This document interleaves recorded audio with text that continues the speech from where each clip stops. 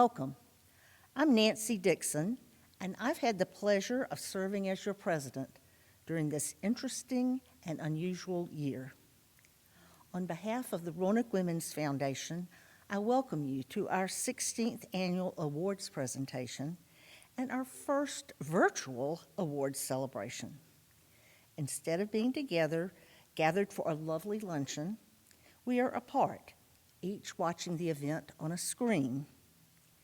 Yet, given these circumstances, we remain united in the mission of the Roanoke Women's Foundation to make our community a better place.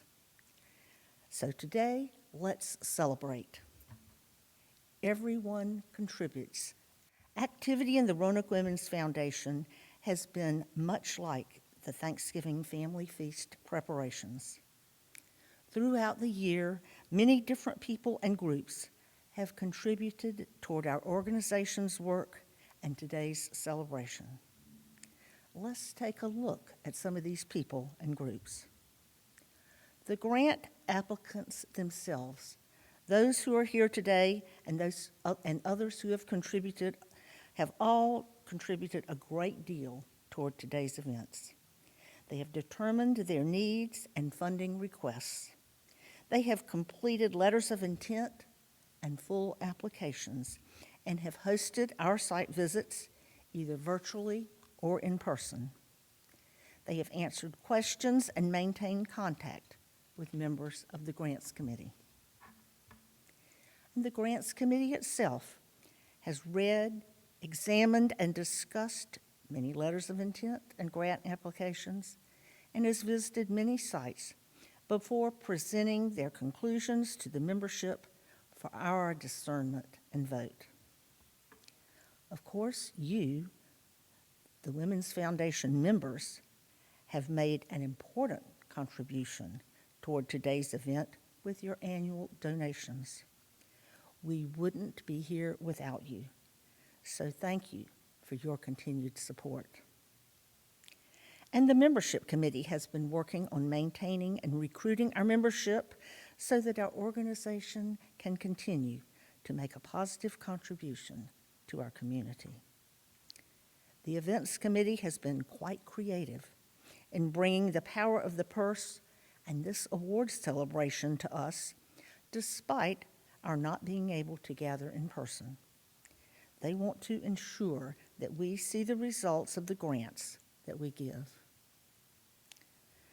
Our communications committee has kept us up to date with newsletters, social media posts, and emails. They have also found time to begin updating our website. The education committee has complied with COVID restrictions while offering us an outdoor book discussion to expose us to fresh ideas. Our treasurer has overseen our finances and has begun the process of our becoming a 501c3 organization. Board governance has filled our leadership roles and kept our bylaws up to date. Our president-elect, Kathy Stockberger, has offered guidance and support. And a special shout out to Lou Ann Fitzpatrick, a non-board member who for many years has maintained and updated our membership roster and our directory, always with a smile on her face. This is a tremendous behind-the-scenes responsibility, and we greatly appreciate her efforts. In addition to all of these contributions, there are two others that I would like to mention. The Roanoke Women's Foundation Founders Fund, which was established in 2017 to honor our founders, Jenny Jarrett and Candy Elliott. Each year, Candy and Jenny, with the Women's Foundation Board approval, award money to a deserving organization. This year's recipient is Chip, with a grant of $1,530. Then our members' special contribution to the COVID Relief Fund. After the initial outbreak of COVID last spring, it quickly became apparent that it was going to have a devastating impact on our community. The Roanoke Women's Foundation partnered with the United Way to offer immediate COVID relief in our community. Within 3 weeks, individual members of the Women's Foundation contributed $18,200 to the Emergency Relief Fund. This was over and above their normal membership contribution. What remarkable work has been achieved this year. Today, we will celebrate the efforts of many. If you haven't already peeked into the teal envelope you received in the mail from the Events Committee, now is the time to take a look. Mix the drink enclosed and put your glass on the coaster provided. Grab your pad of paper so that you can take notes, and sit back and get ready to celebrate together while apart. Hello, my name is Trudy Brailsford, and on behalf of the Roanoke Women's Foundation Grants Committee, Mary Jean Levin, Jenny Bradley, and I would like to welcome you to this year's Grantee Awards celebration. When we began the grant cycle on March 1, we were unaware of the challenges COVID-19 would bring to our lives and to our community. March was a month of new procedures, masks, working at home, eating in, searching for toilet paper and paper towels, and the beginning of Zoom calls. As the months progressed, we saw the more serious issues: business closings, unemployment, school closings, food insecurity, homelessness, physical and mental health illnesses, and a rise in domestic abuse. Our committee knew that this year, even more than in years past, the work of the Roanoke Women's Foundation was desperately needed. The Grants Committee has spent the last 8 months researching our community's needs among proposals submitted, and we were pleased to put forth a ballot that addressed these needs. Because of the dedication of the RWF membership and the vote of the membership, we will today be announcing the funding of 7 organizations. Thank you for allowing us the privilege of representing you today as we announce this year's grantees. I would like to ask Jenny Bradley to begin our program with our first grantee announcement. Virginia Hunters Who Care was founded in 1991 with a mission to provide a source of high-protein food to those in need. Protein sources are often particularly expensive and difficult for feeding programs to provide. Nearly half of the hungry in our service area are children who need protein for essential brain development and the elderly who need it for bone sustenance. Virginia Hunters Who Care addresses this critical issue through the Venison for the Hungry program by distributing high-quality protein to feeding programs across the state of Virginia at no cost. 21 of these programs exist in the Roanoke Valley, and they have received more than 550,000 servings of venison over the past 5 years. The demand for protein sources continues to increase, especially with the onset of the COVID-19 pandemic and the resulting loss of jobs and income. Members of Hunters Who Care volunteer that time, but they have to fundraise to cover processing costs for the venison. And those efforts have been curtailed this year by COVID-19 because they couldn't fundraise. In fact, the processing of venison had to be slowed in March due to a low level of available funds. And that situation had a negative impact on the budgets of local feeding programs as they struggled to provide that essential protein. Though the main goal of Venison for the Hungry is to feed those in need, the program also has a positive impact on environmental and safety issues by reducing damage caused by an excessive number of deer.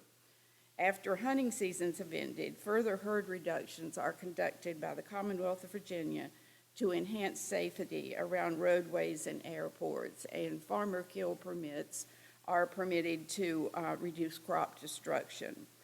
The Hunters Who Care organization receives this game and they send it to plants for processing. Plants that have agreed to process it at a low cost, about 31 cents a serving. And they distribute it in various forms for the disabled, the unemployed, and those living in poverty, and the homeless.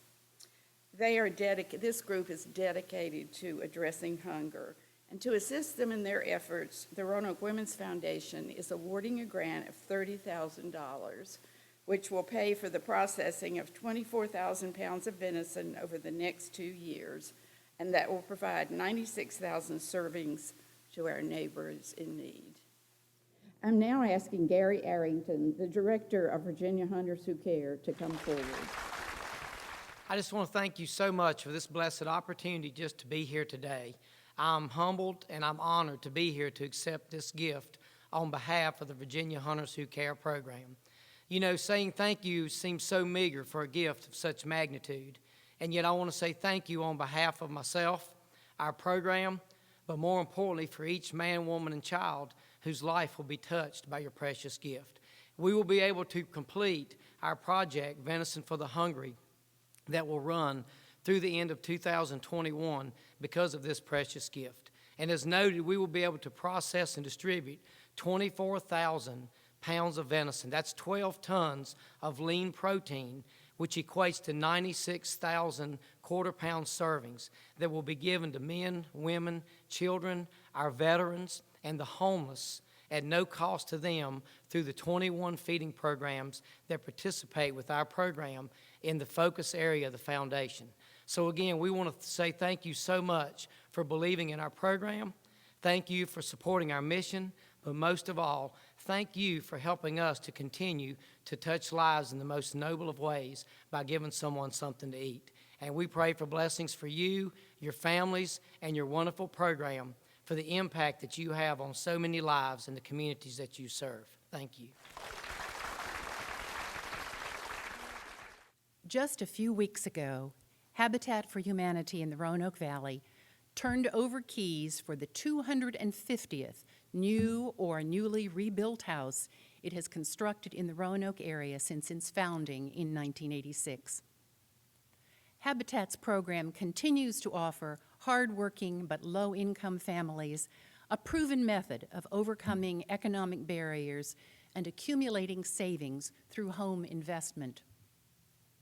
Habitat's retail thrift outlet, called the Restore, is a significant source of funding for the organization, contributing about 15% of Habitat's annual revenue. The outlet's 2-month closure early this year due to COVID-19 demonstrated how much this usually reliable supplement was needed when other income sources were also reduced.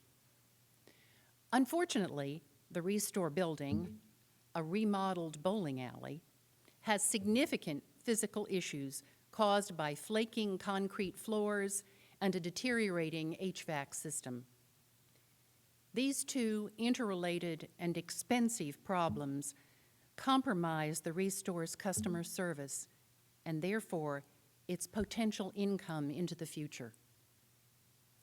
To help repair the Restore's functional problems and continue its support of safe and affordable home ownership in our neighborhoods, the Roanoke Women's Foundation is awarding Habitat for Humanity $32,000.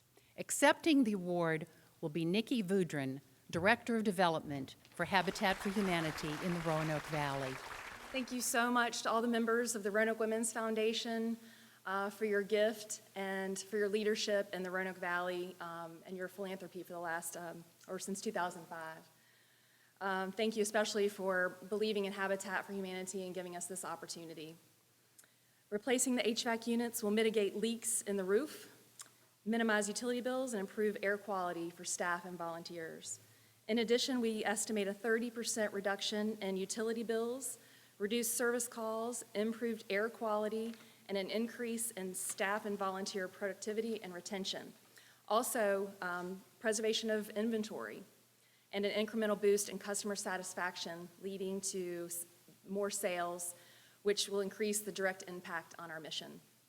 All of us at Habitat work every day to help create an equitable society that stimulates and reinforces transformational change. Habitat helps marginalized families rise to the occasion and accept the challenge of Habitat homeownership. All they needed was an opportunity and a fair chance. Teaching Habitat home buyers about the mortgage process takes the fear out of the equation. while imprinting positive patterns and providing a framework needed for personal and professional growth and ongoing achievements. Studies show that when families move from substandard housing into affordable quality homes, they experience greater educational achievements, improved health, increased safety, and personal wealth. Habitat home owners are contributing. Every zero-profit mortgage payment our homeowners make is cycled back into the cost of construction materials needed to build the next home. In addition, our homeowners are making over $300,000 a year payments in taxes. When families no longer are struggling to survive, they develop the mental, emotional, and financial capacity to strive for greater goals, meet new challenges, and live better. They just needed a fair chance. Because of your confidence in us and your extremely generous contribution, we will be able to restore the restore, which will generate more revenue, which will allow us to build more Earthcraft energy-efficient homes, and ultimately take more deserving families out of poverty forever. On behalf of all of us at Habitat for Humanity in the Roanoke Valley, thank you to everyone at Roanoke Women's Foundation. The Science Museum of Western Virginia was established in 1970 as the first science museum in the Commonwealth of Virginia. After relocating several times over the last 50 years, the Science Museum currently resides in a 50,000-foot space within Center in the Square in downtown Roanoke.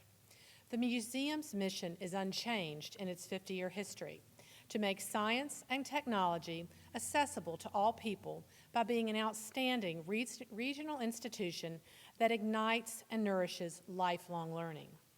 The Eye is a 3D, fully immersive digital experience to be located in the outdated planetarium within the current Science Museum space.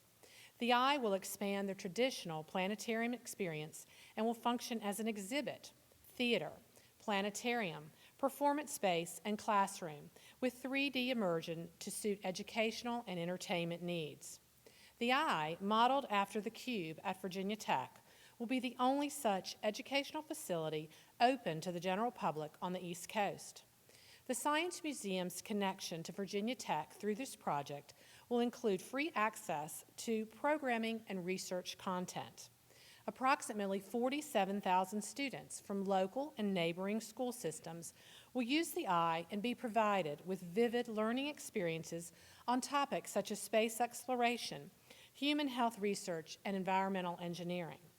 The new space of the Eye will serve our region as a superior educational resource, a collaborative community space, and an economic asset.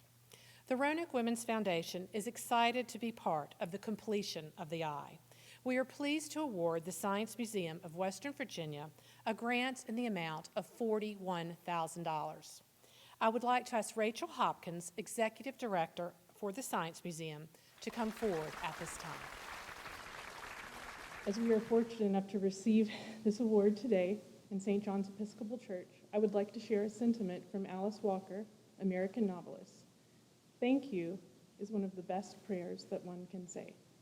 Since I received the news from the Roanoke Women's Foundation that the Science Museum was selected as one of the 2020 grant recipients, I have been challenged as to how I may say thank you.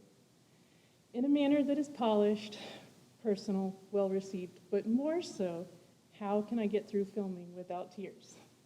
This has been a passion project for our entire team, our stakeholders at Virginia Tech, and the teachers and administration we serve in our region. Thank you for acknowledging our vision and our work. We are so grateful that members of the Roanoke Women's Foundation visited our museum in June, during a time that many people were fearful of leaving their homes. They explored the various mussel species in the James River virtually with this amazing technology. Once completed, the Eye will connect our students and patrons to higher education resources every stretch of our planet and any concept they are curious about. But most importantly, it will provide them with direct experience with technology that will certainly be a tool used in the future workplaces of America. But the future is now, and as a community, we are ahead of the curve. On behalf of myself, our Director of Philanthropy, Mary Roberts-Bacco, our entire team, and most importantly, the students that inspire us, we express our gratitude. I think most people in the Roanoke area know Children's Trust. And at Children's Trust, there are some very special volunteers. They're called CASAs, or Court-Appointed Special Advocates. These individuals are, as their title implies, appointed by the courts, and they are trained as children's advocates who investigate and report on behalf of abused and neglected children who've been removed from their homes. A CASA's job is to ensure the well-being and safety of children while serving as a bridge with their biological families. CASAs work with the courts, guardians ad litem, schools, social service departments, and community resources to aid in returning children to their homes if possible, or to support those who are moved into foster care or adoption status. It's well documented that children served by this program are more likely to spend less time in foster care and to find safe permanent homes. In 2013, the Roanoke Women's Foundation funded the Children's Trust CASA program, and we're happy to note that that program has been so successful that it has expanded in every jurisdiction that it serves. It's regarded highly by the judges and the court system, who accept 88% of CASA recommendations, and by the schools and the departments of social services. Currently, though, there is a need in Craig and Botetourt counties. In fact, there's a desperate need. At the end of fiscal year 2018, Botetourt and Craig counties had only 5 children in foster care. In March 2020, there were 38 children. Only 21 of those 38 have a CASA. And once schools are back in session after the pandemic, Children's Trust expects to receive even more referrals as children who have been out of view during the pandemic will once again come to the attention of teachers and professionals. The need for advocates for Botetourt and Craig counties is clearly substantiated, and the Children's Trust has proven to be the agency to provide this advocacy. To enable the expansion of the CASA program in Craig and Botetourt counties, the Roanoke Women's Foundation is awarding a grant of $50,000 to Children's Trust to be used to hire a part-time staff member to manage a caseload and supervise 15 new volunteers who will address that critical need for vulnerable children in Botetourt and Craig. I'm asking Christina Hatch, Executive Director of Children's Trust, to please come forward.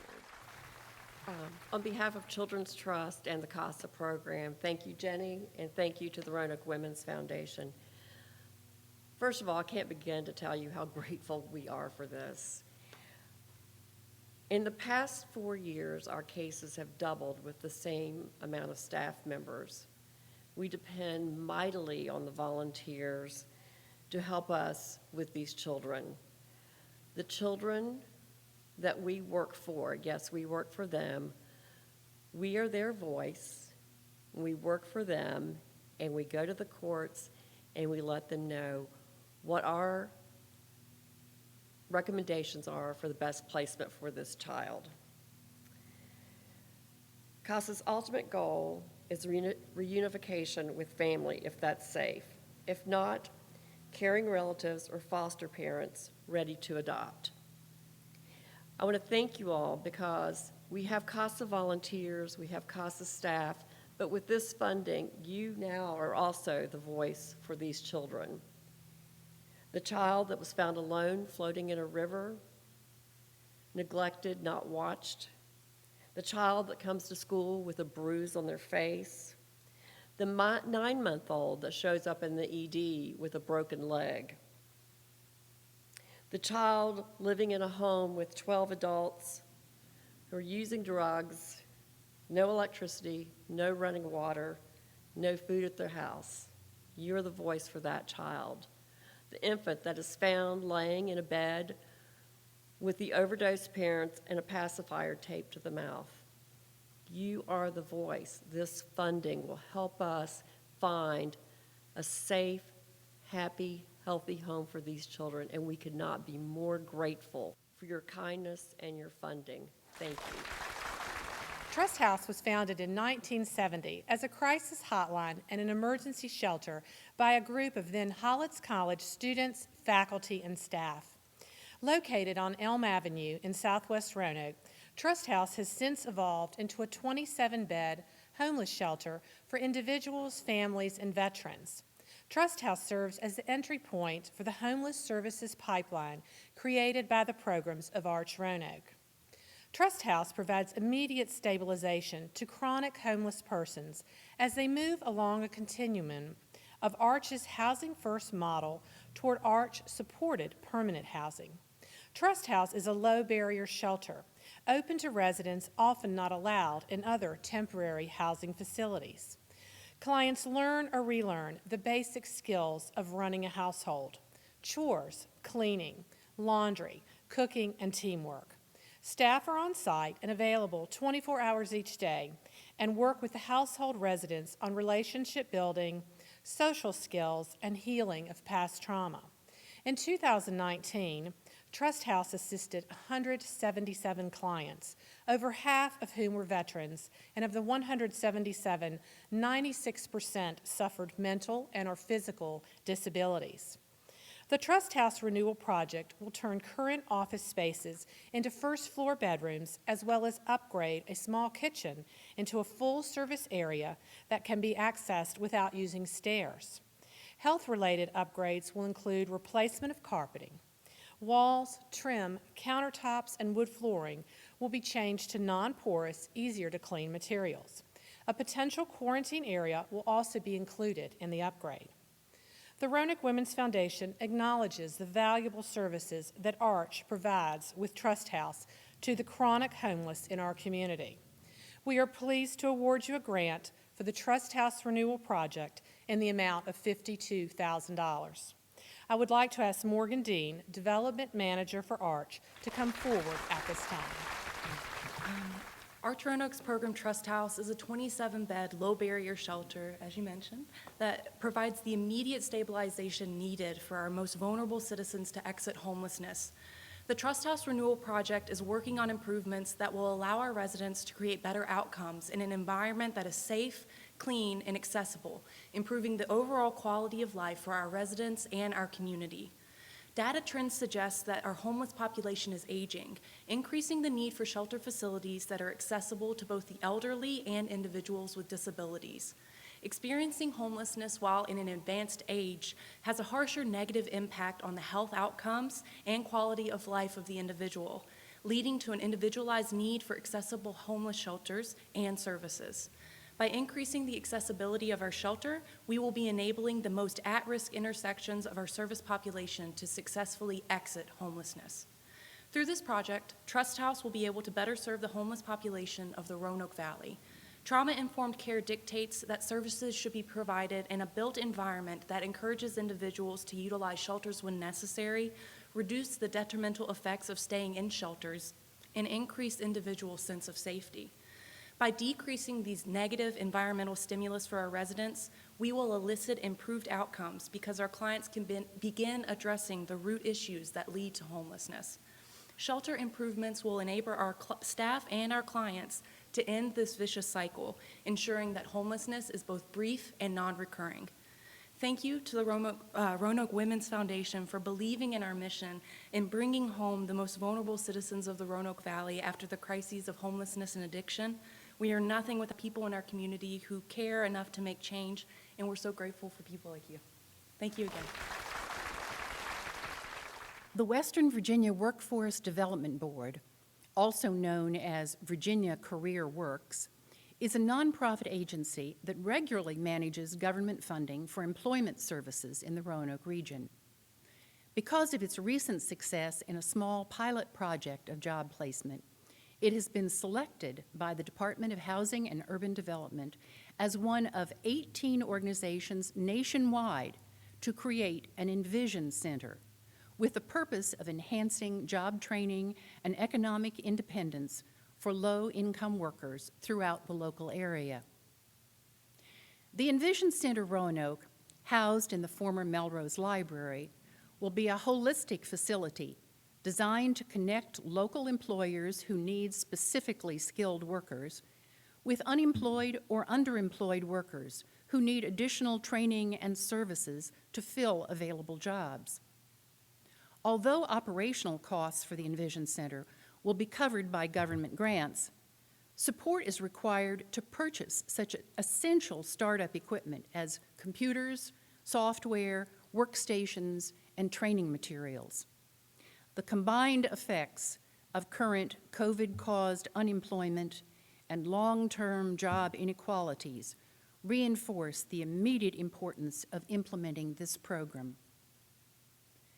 To help supply the Envision Center Roanoke with the equipment and training aids necessary to reduce the income divide in our community, the Roanoke Women's Foundation is awarding the Workforce Development Board $55,000. Accepting the award is Morgan Romeo, Executive Director of the Western Virginia Workforce Development Board. On behalf of the Western Virginia Workforce Development Board and our partnership with the Roanoke Redevelopment Housing Authority, we are so thankful and appreciative of being chosen as one of this year's Roanoke Women's Foundation grant recipients. The COVID-19 pandemic has been a challenge for all of us, and it is no secret that we have thousands of individuals unemployed throughout our region. With the Roanoke Women's Foundation grant, we will be able to outfit the new Envision Center in the old Melrose Library into a hub for employment and educational opportunities, healthcare access, and overall economic empowerment.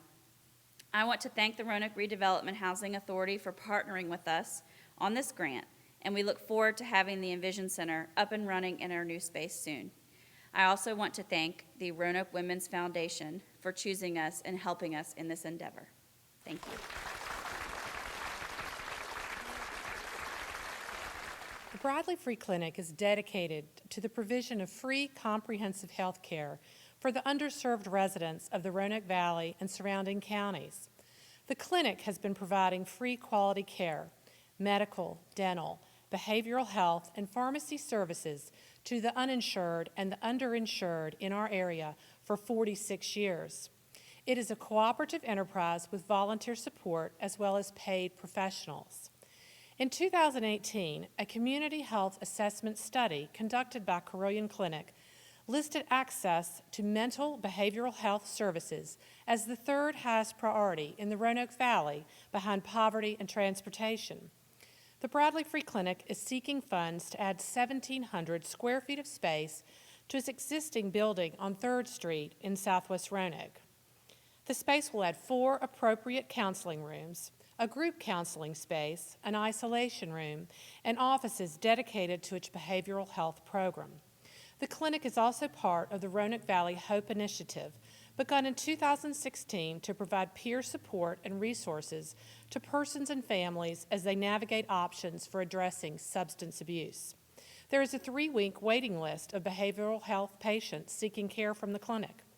With the completion of the new behavioral health wing, the visit count for behavioral health patients will be able to increase from 200 to 500 each month. The addition of the behavioral health wing will strengthen the integrated behavioral health program currently in place at the Bradley Health Clinic. The Roanoke Women's Foundation acknowledges and is grateful for the 46-year history of care provided to our area. For your project to increase access to behavioral health services, we are pleased to award you a grant in the amount of $100,000. I would like to ask Mrs. Janine Underwood, Executive Director of the Bradley Free Clinic, to come forward at this time. Thank you so much. The Roanoke Women's Foundation is such an amazing organization, and I am thrilled to accept this grant from the foundation on behalf of the Bradley Free Clinic, our volunteers, our board of directors, and most of all, our patients. Your gift will allow Bradley to realize our dream of a behavioral health wing, the Robertson Behavioral Health Wing. to support our incredible growth of behavioral health services to our patients. As you know, our patients are the ALICE population, asset limited, income constrained, and employed, and are unable to afford much needed health care. Their need for mental health services has been abundantly clear, especially over the last several months, with the added stress our patients have been facing with the COVID pandemic.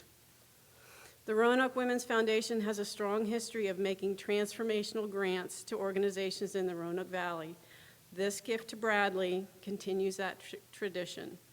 Your support of Bradley is greatly appreciated, and we will look forward to inviting you to our ribbon cutting ceremony in 2021.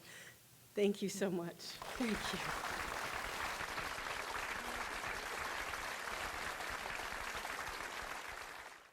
What an outstanding group of recipients. We really appreciate the work you do in our community. Let's give them all a hand from our chairs at home. Now, for those of you at home, now is the time to pull out your selfie sign, together while apart, and take a selfie.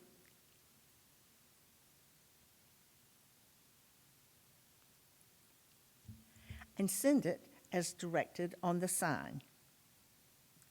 We always take pictures at our awards event, and we don't want this year to be any different.